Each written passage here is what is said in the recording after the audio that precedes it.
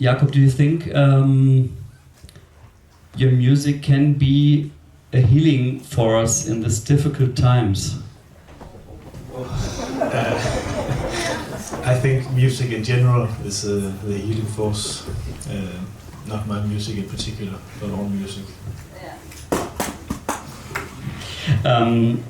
Joe, what's so special about this guy, Jakob Bro from Copenhagen?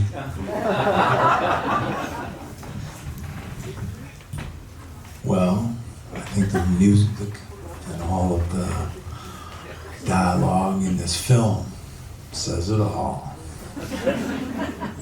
It's about the spirits, and the way this was all put together was so beautiful, with so much love and a flow that was that sustained the mood throughout.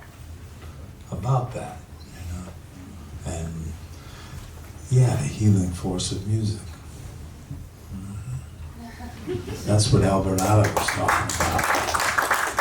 In his way, everyone has their own story, and this story in this film, with all of the folks that were in it and represented, was just a beautiful feeling. Yeah. Thank you. Jakob, what do you like most about playing together with Joe? Oh, that's a difficult question. I mean, I've been listening to Joe since I can't even remember how long ago that started. He's a part of the history of jazz, which as a young kid I was exploring, first on trumpet when I was like 4 years old in my father's big band, and I was trying to sort of become familiar with that language, the language of music and the sounds that like Louis Armstrong and Dizzy Gillespie and Miles Davis, some of my father's big heroes.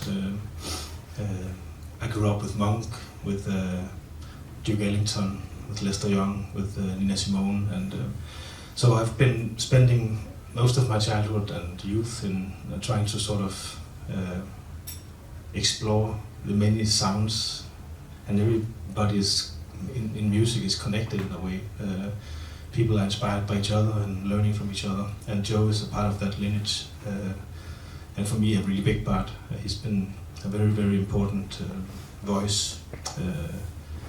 So yeah, it's hard to describe in words the meaning. It's much stronger than that for me. So it's really important, of course.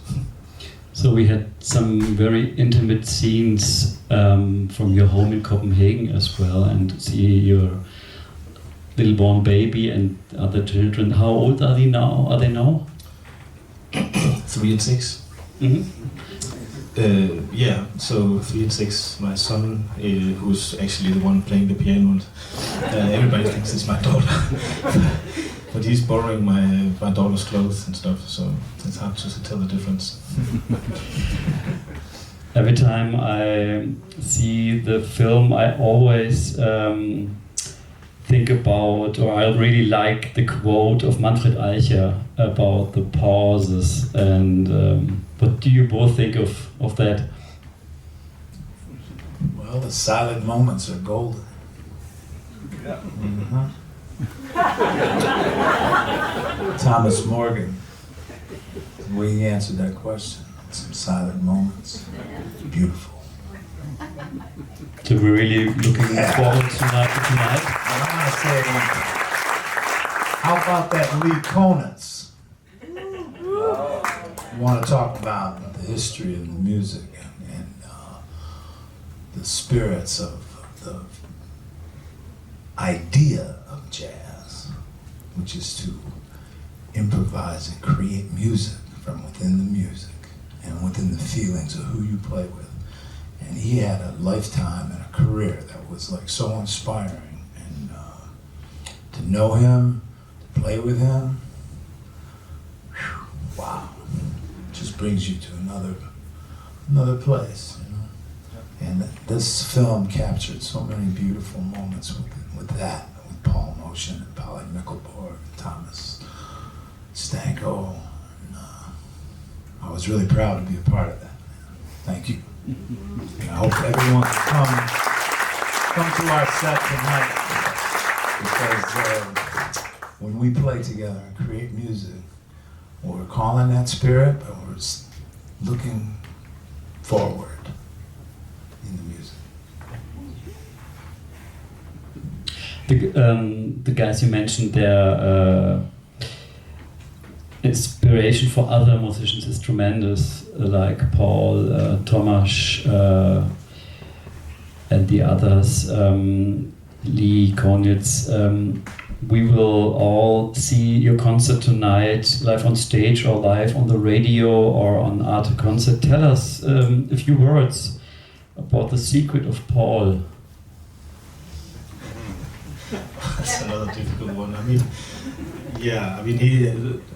he was in. Yeah, you could go. He loved to play. He loved to play with folks and for people. And he was always on, also. He didn't think of playing the drums like just playing a bunch of rhythm. He thought of, he played with notes. He said one time, I don't have to play a note if I don't want to. He played with feeling and love, and captured and sustained a mood, always, no matter what it was. And through the generations, all of the masters that he played with. Because he didn't record with Coleman Hawkins, but he played with Coleman Hawkins, and John Coltrane, and Sonny Rollins, and Thelonious Monk, and all kind of folks. And was calling the spirit of the music within whatever it was, you know, and let that rhythm spirit about playing together. We are in Frankfurt here, and this is the 70th celebration of the Deutsche Jazz Festival, as we mentioned, and as well the home of the Jazz Keller. You have played there, you told me before.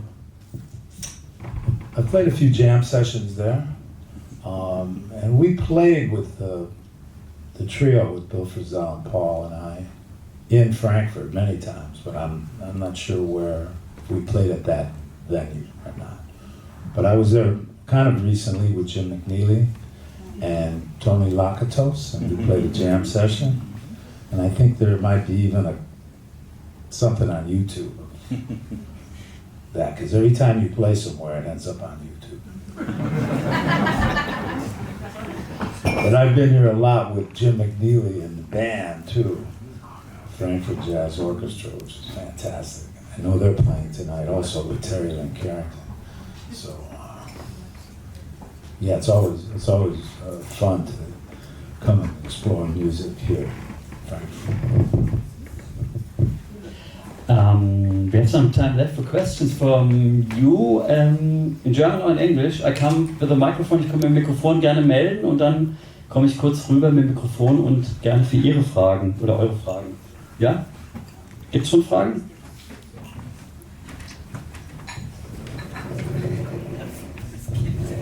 I would like to, my name is Joachim, and I would like to ask you, how many Fender Telecasters are you own? 0, none. I used to have a lot of guitars, but now I only have one guitar, and it's a Fender Telecaster copy. Yeah, it's not even a real Telecaster. But no, it's a nice guitar, but it's from touring and flying. I just realized that it's too much stress to carry really expensive old guitars with me. So now I'm traveling with a new instrument that sounds really good, and that I'm comfortable traveling with.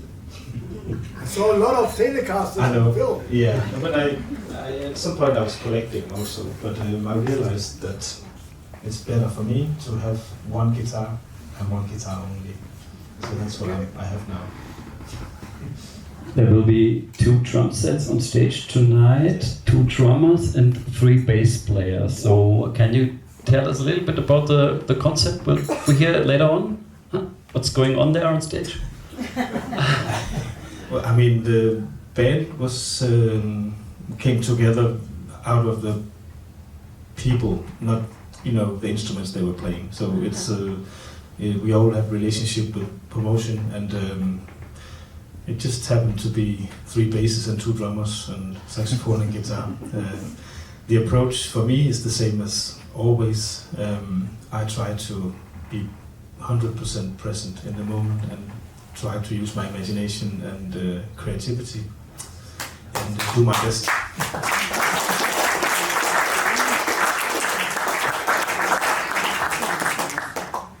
Gerne weitere Fragen. Jetzt ist die letzte Möglichkeit.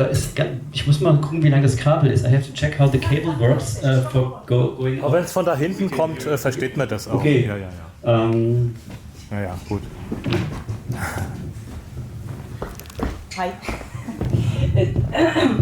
How did you come to reckon with all these legends in the first place? I mean, was Paul Motian, for example, your teacher, or where did you meet them? How did you come to play them? Well, it's a rather long story, but basically, Anders Christensen, the bass player that was here before, he's right here. He started playing with Paul Motian. He was doing a recording session in New York. Actually, it was supposed to be with Brian Blade on drums and Kurt Rosenwinkel, a Danish saxophone player. And Brian cancelled, and Paul took that spot instead of Brian. So at that time, Paul Motian needed a bass player because Steve Swallow wasn't able to go on tour, and he hired Anders to go on the next tour with his band at that time. And so it just like happened like that in a way, and Anders recommended me to Paul Motian later on, and all of a sudden I got the call to play in that group, and then it's just been sort of spreading like rings in the water in a way.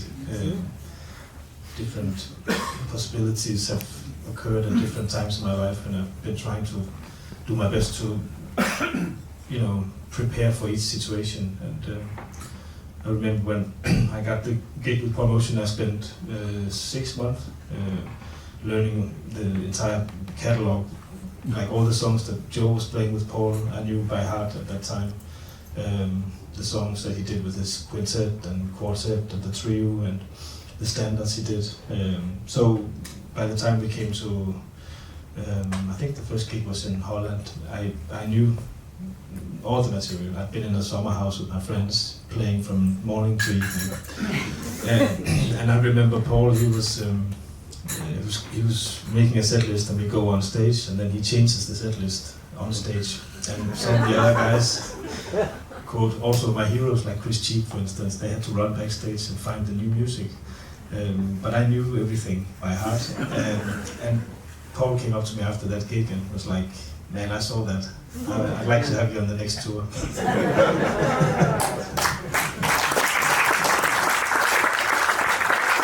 Vielleicht noch eine Frage?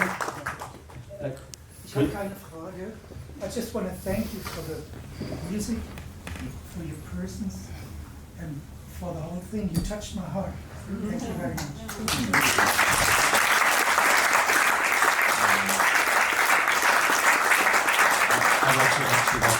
Thanks so much. But like when I watched the movie, and I've seen it, I don't know, 100 times now in different film festivals, and I have to say that I feel the same way, but not like pointed at myself, but seeing all these different beautiful people that gave so much to the music is almost like overwhelming for me to see every time. So it's really a team effort, which music is, of course, and to me also the editor of the film has a huge part of the whole sort of outcome, because he at one point the film was completely different. We had a film from only the Greenland, Faroe Islands, Iceland tour, which turned out to be too dark in a way.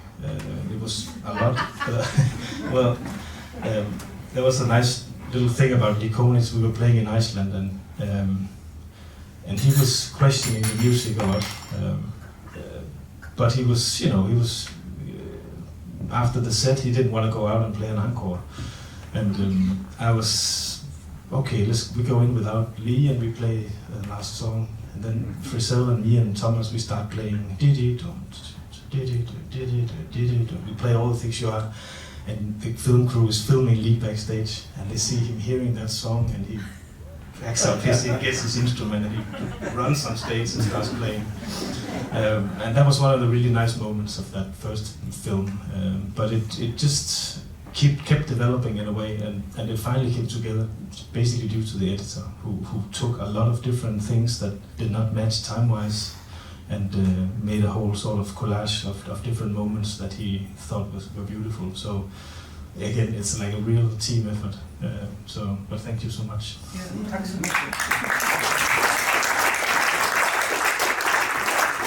I'd like to say one thing about that song, All the Things You Are. Lee played that title every time he played. Thanks a lot. We all do, really, when it comes down to it. Last question, okay. Two last questions, okay. First, können Sie versuchen laut zu sprechen? I want to thank you too, from the bottom of my heart. I brought this guy here because I already saw the movie before. And the day after I saw the movie first time, next day, whole day long, I heard your music and I was so inspired. But I didn't get a ticket for it tonight, so I'm going to listen to the radio. On Arte. I have two guests that's not coming, so just let me know if you want to go. I thought you said you were whistling the whole day. So here's my question. If there's so much material, theoretically there could be a sequel or a director's cut? I mean, yeah, but there's going to be a sequel actually. They are already filming, and they never really stopped filming actually. And I've been very inspired by the thought of also working with kids. So for the next 4 years, they will keep filming, so there will be a sequel.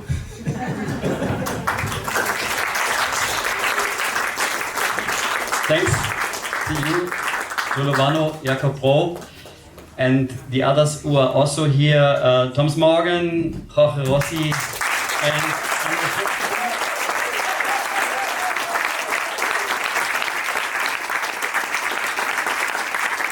see you on stage, see you on TV or on the radio later on. And für alle, die jetzt sich auf dem Nachhauseweg machen, um an 19 Uhr HR2 einschalten, da beginnt die Übertragung vom 70. Deutschen Jazzfest, zuerst mit who's playing first tonight? No, I think second. I think first Terry Lee Carrington and then the big band and then yeah. Okay.